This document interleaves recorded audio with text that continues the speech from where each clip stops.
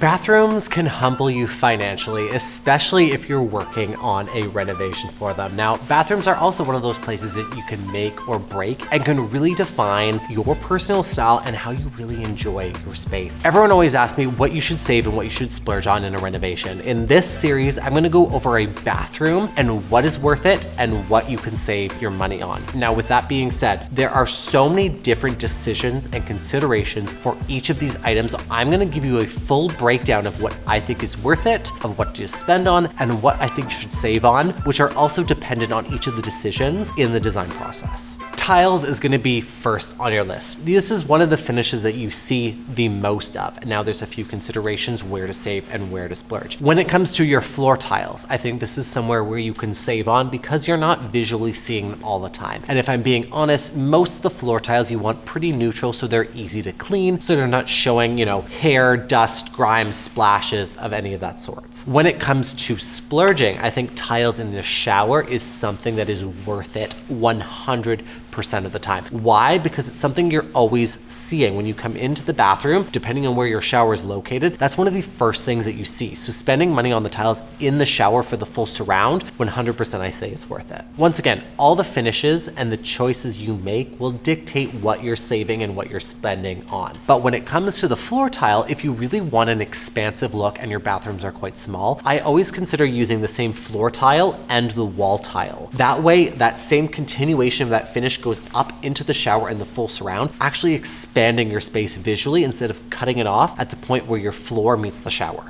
Glass. Now, when it comes to the glass for your shower or your bathtub, depending on the hardware for it, there's a few considerations like all of these are going to be. The difference is whether you're going to splurge and get Starfire glass or save and get your low iron glass. When you go with a low iron glass, it is always going to have a green tint to it. That being said, most people won't notice the difference, but this will be dictated on the choices and the colors that you have for the tile in your shower. Let's say you go with a really beautiful all white tile finish, or you have a really beautiful vibrant color for the tiles within the shower surround. If you do a low iron glass, that green tint is actually going to warp the color and how it's perceived when you're in your space. So in that instance, I would say splurge and go for the Starfire glass, because the Starfire is going to be like a crystal clear image that's not going to warp the perception and the color of the finishes within the shower itself. That being said, the price difference is usually about twice the amount when you jump up to a Starfire glass, so keep that in mind. In my opinion, as an interior designer, it's always going to be splurge, splurge, splurge. But at the end of the day, I get it. Budgets are something that are always in place, and at the end of the day, I would love to spend as much money as I could, but we're all working within financial restraints, and that's something we're always going to be considerate of when we're choosing all the finishes for your space, because there's so many decisions being made. Now, plumbing is another pretty high ticket item when it comes to your shower fixture, your faucet for your vanity. When it comes to the fixtures within the shower itself, this is where I say splurge. When it comes to the faucet for your vanity, this is something you can save at. As long as they're from the same brand and you have the consistency of that color match that at least connects those two finishes together, then you're good to go. But when it comes to the shower experience, this is something that you want to enjoy. If you go with a cheap fixture here, trust me, you're going to regret it in the long run. If you're doing a rain head, if you're doing an angled one, you want something that actually works every day that you're using it with and how you actually enjoy it. When you go on the higher end items, I will always recommend going for a thermostatic valve and a diverter. If you don't know what that is, the difference between a thermostatic valve is something that controls the temperature separately and a diverter controls the water separately. I'm sure you all have those dual one thermostat ones where you have to turn the water on and to the temperature and wait for it to actually heat up, and you're wasting all that water. Having those two separate diverters, which are usually on the higher end fixtures, allow you to always set that temperature, so when you turn it on, the water temperature is right there. You're not waiting for it to turn on and warm up at the same time. Also, when it comes to the internal components of plumbing fixtures, especially in your shower, these are rough-ins that get installed behind the wall. Always look for solid brass components. If you go to a hardware store, 90% of these, or I would say actually 80% of these, are going to have plastic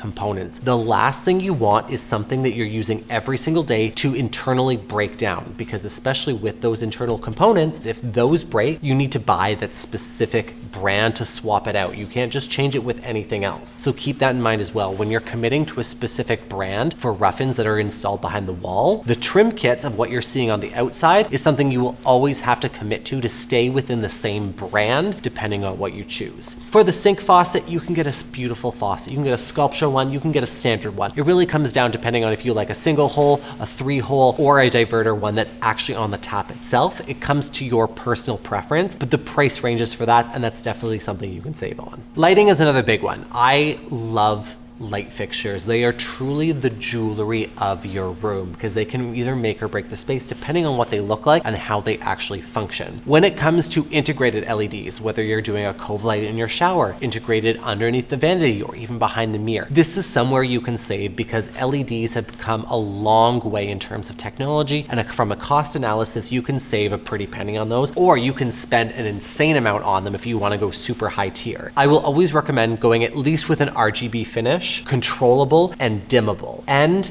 wet rated. Make sure they are wet or damp rated going into a bathroom, just to make sure they have the longevity of it. Otherwise, you can go with any tier of an LED, and as long as it has these ratings, it's still gonna work for you. When it comes to splurging on light fixtures, this is gonna be something, once again, you see every single day. Those wall sconces on each side of the mirror are going to make or break your routine of getting ready in the morning. If you have light fixtures that are super bright or don't have the right Kelvin rating, or God forbid, aren't dimmable, which once again needs to be a standard moving forward, you're going to have a challenge actually getting ready in the morning. Your bathroom and getting ready is a ritual, and it should be seen as such when it comes to how you're operating day to day. If you don't have anything that's dimmable, or you have a Kelvin rating that is super blue, it's going to completely throw off your routine and how you get ready and how you actually enjoy going to the bathroom. And by going to the bathroom, I'm not just going to the toilet. Getting ready by the vanity or having the shower is an experience that everyone should cherish. It's where you start your day and it's where you end your day.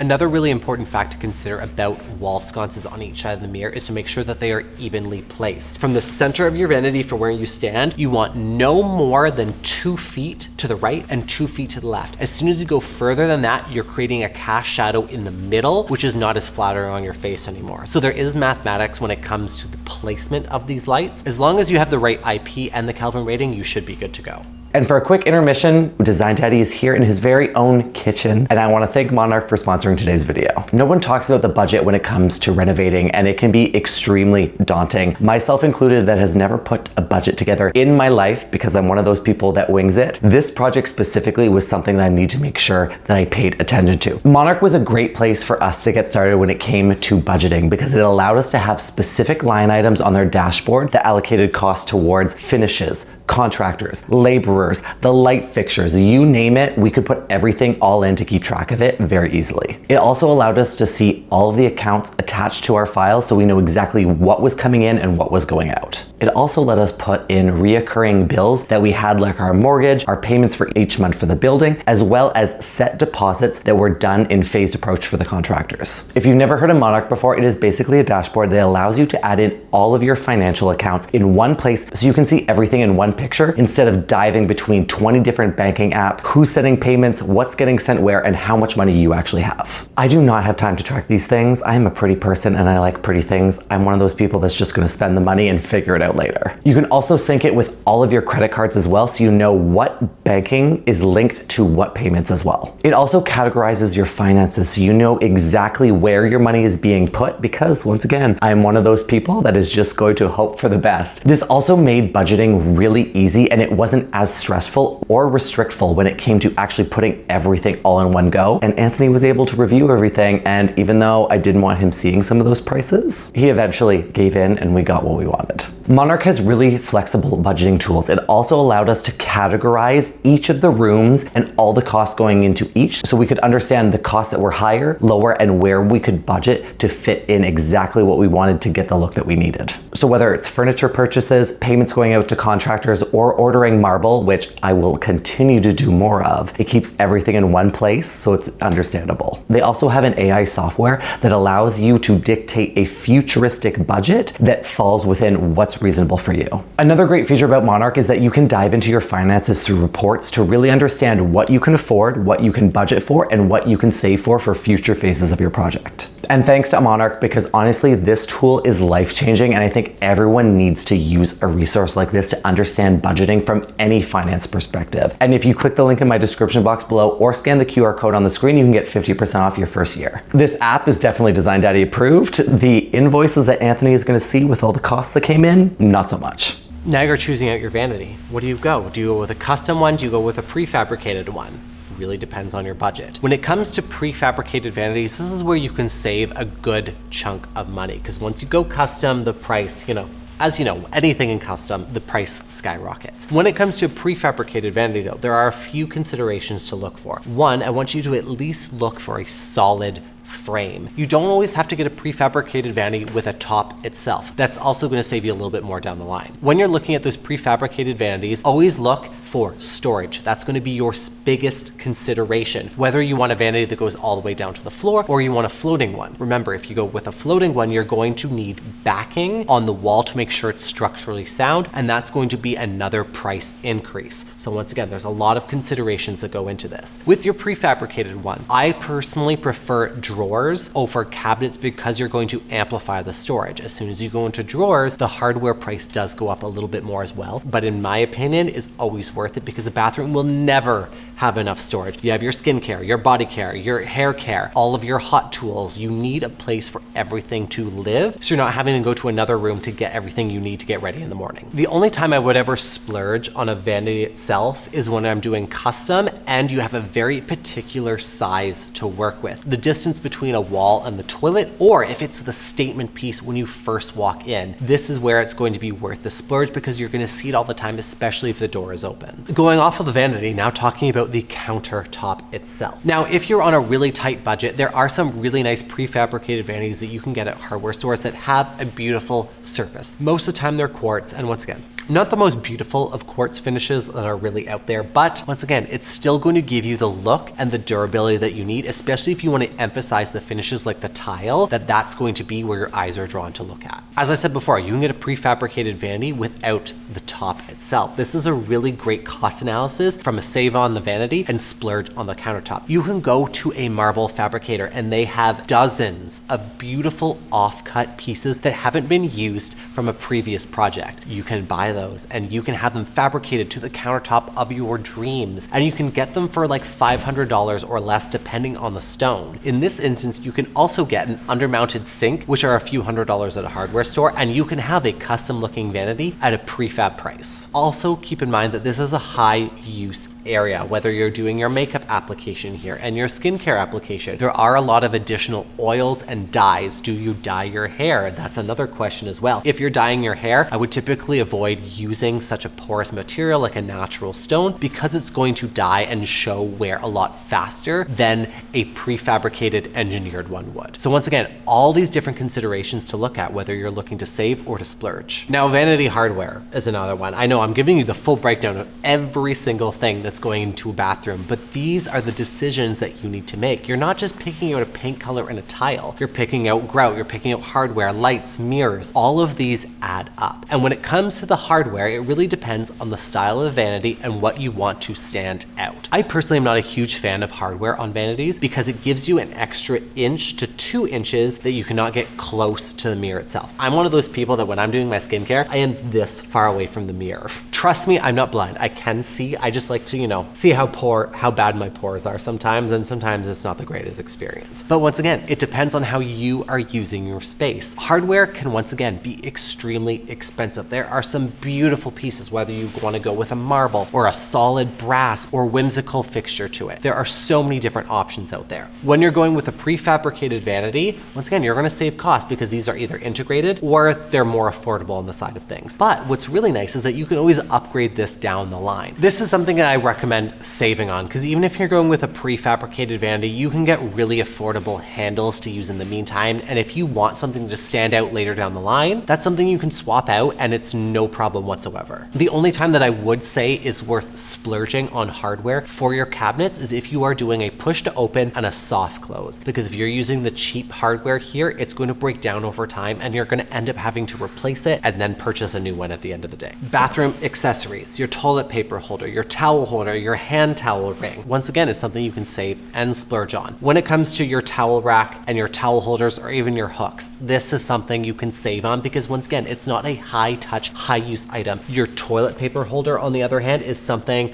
I 100% recommend splurging on. That being said, they're not an insane amount, but getting a high quality toilet paper holder ensures that one, it's going to be stable and it's not rocking when you're actually using it and taking the toilet paper off of it. These pieces can be a mix of high and low, and honestly, as long as the finish is the same, it's going to work out perfectly for you. Now, when it comes to your mirrors, once again, one of those things that I like to do a splurge on because it's one of the first things you see. It's how you see yourself and it's how you perceive yourself in the bathroom itself. This is really dependent on the overall style that you're going in the bathroom overall. If you want something very clean and simple, you can save a lot of money here because you can just use your standard rectangle or square. The only thing that I would recommend is at least doing a polished edge, because over time, with the humidity and condensation, those edges, if they aren't sealed or polished properly, will start to erode and then your mirror looks really cheap. Splurging would come into place if you're looking for something to make a statement in your powder room, or once again, even if it's the first thing that you see. If you save on the vanity, go big on the mirror. Have a beautiful, organic, and unique shape that really allows the design of this space to shine so it doesn't look so standard. Any mirror that's not rectangular, circular, or square is always going to look custom, even if you save money on it, and Etsy is a really great place to find beautifully shaped mirrors at a really good cost. For the drain in your shower, this is always really important. If you have a small shower, this is somewhere you can save, because once again, as long as you have a good water pressure and the drain is proportionate to the size of the shower itself, you don't have to worry about anything. It does its job, it's quick, it's easy and simple. I do prefer doing a tiled in drain. That's my opinion, once again, so it just hides, and they're usually pretty good when it comes to a cost analysis. You can get them for a few $100s versus like the huge linear drains that can go anywhere up to $2,000. Once again, if you have a really big shower and a really small drain, the water is going to pool all over because the water is not coming down to the slope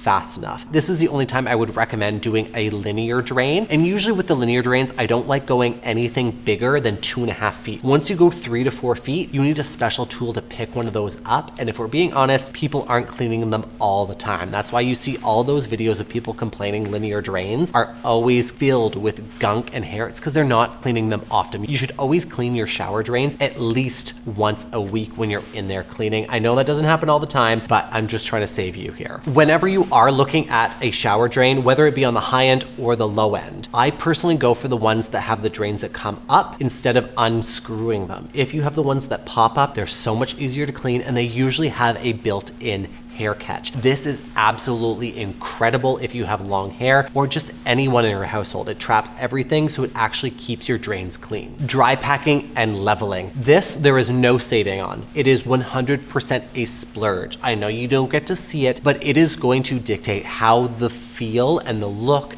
of your bathroom is at the end of the day. When you are dry packing and leveling, especially if you are in an older home or if you're in a condo and you have concrete finishes, dry packing and leveling is going to assure everything is perfectly flat and you have the proper slope to the drain itself. If you do not do this, your tiles are always going to look slightly offset and the water is going to pool in the shower. This is something that I know you don't get the benefits of seeing, but is worth it 100% of the time. The goal isn't to always make everything look expensive. The goal is to make sure everything is intentional. And as I said, there are so many considerations for each of these items. There's probably 50 other choices that you will make going into the bathroom itself, but these are the most cost-effective items that I think you can save and splurge on. Save where it makes sense and splurge where you can actually feel it has always been my motto when it comes to selecting finishes. As always, thank you so much for watching. If you haven't already, like this video and make sure you're subscribed to my channel. You can also follow me on Instagram and TikTok at Mr. Phoenix Gray. And if you're ever second guessing yourself, just ask, what would Design Daddy do? Boom.